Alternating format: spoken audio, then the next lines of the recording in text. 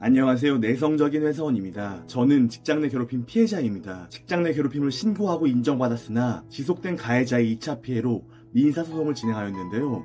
그리고 저와 같은 직장 내 괴롭힘 피해자들이 잘 대처하였음에 하여 제 경험을 토대로 정보를 공유하고 있습니다. 드디어 지난 1년간의 민사소송이 끝나고 결과가 나왔습니다. 제가 민사소송을 진행하는 과정은 이전 유튜브 영상을 통해 다 남겨놓았는데요. 정말 오랜 시간이 걸렸습니다. 참고로 제가 이겼습니다. 그럼 결과를 한번 같이 보겠습니다. 민사소송 시작은 작년 6월 16일에 했고 이번 5월 12일에 원고 1부승으로 판결이 났습니다. 다만 제가 금전적으로는 약 150만원가량 손해를 보는 것 같습니다. 재판을 이겼는데 손해를 보셨네요? 라고 질문을 할 수 있을 것 같습니다. 사실 재판을 이기면 변호사 비용까지 모두 다 돌려받는 것으로 아시는 분들이 많은데 그것이 아니더라고요. 관련 내용은 판결문이랑 같이 자세히 정리해보도록 하겠습니다. 원래 이번에 같이 말씀드리려고 했는데 판결문이 아직 실명 처리 중이더라고요. 처리가 모두 끝나고 나서 영상으로 제작해보도록 하겠습니다. 오늘은 일단 이렇게 제가 직장 내 괴롭힘 민사소송을 이겼다는 이야기만 전달드리고 다른 이야기를 하고 싶습니다. 사실 제 이야기를 조금 해보려고 합니다. 그동안은 제가 정보 전달을 목적으로 해서 제 이야기를 자세히 하진 않았습니다. 제가 어떤 마음으로 버티고 있는지 말이에요. 사실은 정말 힘들었습니다. 어디 주변에 이야기할 곳이 없었거든요. 내가 직장 내 괴롭힘을 당해서 스트레스성 실신으로 쓰러져 죽을 뻔했다고, 사람들이 불편해하고 안 좋은 시선으로 보는 정신의학과를 다니고 있다고, 회사에서 나랑 친하게 지내던 동료들이 나를 피한다고, 그리고 나를 지키기 위해서 손해를 감수하고 민사소송을 한다고, 이러한 이야기를 어디 할 곳도 없고 늘 혼자 가슴 아프게 갈무리해서 속으로 삼켜왔습니다. 다른 분들도 마찬가지더라고요. 저 역시 주변에 제 이야기를 잘 하지 못하였어요. 왜냐하면 제가 겪고 있는 이 힘든 상황을 주변에 이야기하면 분위기가 무거워지거나 어색해지기도 하였고 너무 힘들어서 말을 해봐도 결국에는 제가 더 상처를 받았습니다. 만날 때마다 축 처진 몸과 표정, 그리고 입에서 나오는 말은 힘겨운 싸움을 하고 있다는 이야기라 사람들이 점점 저를 잘 안 만나려고 했어요. 당연한 이야기입니다. 만날 때마다 듣기 힘든 이야기를 하는 사람을 누가 계속 만나겠습니까? 지인들에게 공감과 위로를 받는 것도 하루 이틀이었습니다. 나중에는 점점 저를 피하더라고요. 당시에는 그들의 탓을 했지만 지금 생각해보면 제가 너무 이기적이었던 것 같습니다. 사실 지인들이 저에게 위로를 많이 해주었지만 제가 생각나는 건 이러한 말들 뿐입니다. 친구들은 아니 왜 바보같이 참고만 살아 답답하게, 그리고 전 연인은 이제는 다 잊고 우리 행복하게 시간 보내면 안 돼? 그리고 부모님은 다들 그렇게 회사 생활해, 그거 하나 못 버티니? 이런 말들을 했던 게 기억에 남습니다. 제가 참 이기적인 게 좋은 기억은 머리에 남지 않고 상처뿐인 말들만 기억에 강하게 남아있네요. 이런 이야기가 머릿속에서 떠나지 않았고 나는 버림받았구나라고 생각을 했어요. 그래서 더 이상 주변에 제 이야기를 하지 않았습니다. 그런데 이렇게 되면 세상에 혼자 있는 기분이 부쩍 많이 듭니다. 내가 쓸모없다는 생각도 많이 들고요. 사실 이게 제일 힘들었어요.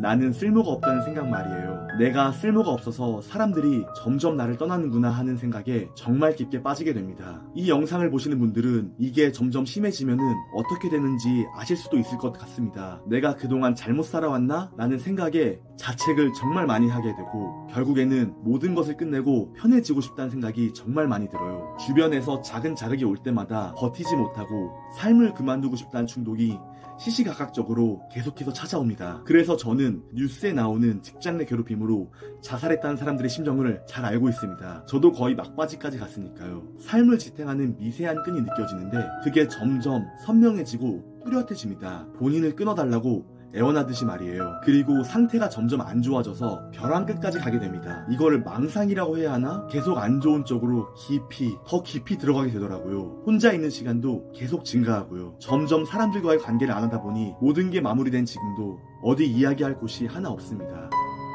사실 제 모든 과정을 지켜본 지인들에게 이런 이야기를 하고 싶었습니다. 나 1년간 정말 고생했다고, 죽을 만큼 힘들었지만 내가 처한 문제들을 스스로 해결해서 뿌듯하다고, 포기하고 싶었지만 끝내 버티면서 선을 넘는 불합리함에 저항을 했고 결국에는 이겼다고 말이에요. 하지만 자랑할 곳도 없고 같이 기뻐해주는 사람도 근처에 없네요.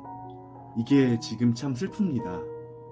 저는 제가 힘든 상황일 때 제가 생각하는 소중한 사람들이 제 편이 되어주었으면 좋겠다는 생각을 많이 했습니다. 공감과 위로, 그리고 저의 행동을 지지해 주었으면 좋겠다고 말이에요. 하지만 공감과 위로라는 제 꿈은 저에게는 이루어지지 않았습니다. 제 주변의 모든 사람들이 저를 부정한다고 망상을 하면서 하루하루 정신과 약으로 겨우겨우 버티면서 살아갔습니다. 그렇게 근근히 생활하던 와중에 블로그로 직장 내 괴롭힘 관련하여 정보를 공유하기 시작했어요. 사실 이렇게 정보를 공유하는 것도 제가 막 대단하게 무언가 이런 거를 해보자는 것은 아니었고, 작년에 제가 코로나가 확진되어 집에서 쉬었는데요. 한 2, 3일 알아놓다가 갑자기 정보를 공유해야겠다는 생각이 강하게 들더라고요. 저도 제가 왜 이러한 행동을 하는지 확실하게 대답을 하기는 어려워요. 그냥 누워서 끙끙 앓고 있을 때 해야겠다는 충동이 강하게 들었어요. 제 기억에 처음 블로그에 글을 썼을 때 방문자가 2명인가 그랬을 거예요. 당시에는 2명에게 다 도움이 되었구나, 정말 다행이다라는 생각으로 계속 글을 쓴 것 같습니다.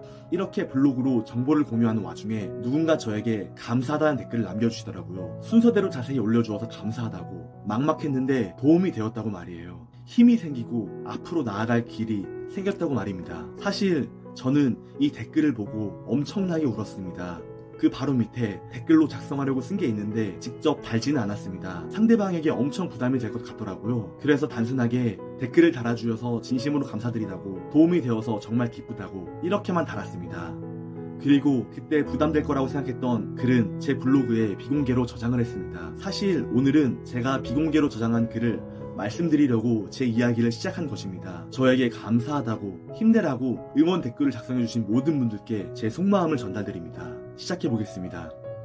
도움이 되었다니 정말 다행이에요. 사실 제가 더 고맙습니다. 저는 자살 충동까지 올 정도로 많이 힘들어하는 상황이었어요. 충동의 주된 이유는 나는 세상에 쓸모가 없다는 감정이었습니다. 나의 소중한 사람들, 가족, 지인, 연인 등 모두가 나의 잘못을 말하고 있었어요. 그 누구도 제 편을 들어주지는 않았습니다. 저는 돈으로 산 상담사와의 공감 말고는 제 편이 없었어요. 그 누구도, 아무도 저를 이해해주지 않았습니다. 그거 하나 못 버티냐, 나약하냐라고 손가락질을 받았습니다. 환경에 적응하지 못한 약한 동물들이 점점 사라지듯이 저도 사라지는 게 맞지 않을까, 이런 생각을 많이 했습니다. 사실 저는 이해받고 싶었습니다. 너의 마음이 풀린다면 민사소송이든지 형사소송이든지 원하는 대로 해, 이런 말을 듣고 싶었어요. 하지만 제게 돌아오는 건 불편한 시선과 말투뿐들이었습니다. 저를 슬슬 피하는 사람들 뿐이었어요. 이런 상황에 있다 보니 점점 안 좋은 생각이 빠지게 되었어요. 나는 세상에 필요로 한 존재가 아니다. 나는 주변에 피해만 준다. 나는 쓸모가 없다. 정말 하루하루가 너무 힘들었습니다. 너무 힘들어서 삶을 이제 그만두고 싶었었습니다. 하지만 당신께서 달아주신 도움이 되었다며 감사하다라는 댓글 덕분에 아직 나는 세상에 필요로 하는 사람이라는 걸 깨닫게 되었습니다. 조금 더 힘내서 살아볼게요. 조금 더 도움이 될 만한 정보를 공유해 볼게요. 나는 쓸모가 없지 않아요. 나는 쓸모가 있습니다. 그래서 아직 살아가도 돼요. 저의 힘든 기억을 끄집어내어 글을 적는 게 몸에 부담이 되어 가끔씩 코피도 나고 고통스럽지만 그럼에도 불구하고 해볼게요. 지금 이 감정을 잊고 싶지 않아요. 그냥 지나쳐갈 수도 있었는데 댓글 남겨주셔서 정말 감사드려요. 다시 한번 여러분께 말씀드립니다. 그냥 지나쳐갈 수도 있었는데 댓글 남겨주셔서 감사드립니다. 진심으로 감사드립니다. 이번 영상도 시청해주셔서 감사드립니다. 당신께서 겪고 계신 고통이 하루빨리 해결되었으면 좋겠습니다. 그리고 일상으로 돌아가서 사랑하는 사람들과 행복한 시간을 보내셨으면 좋겠습니다.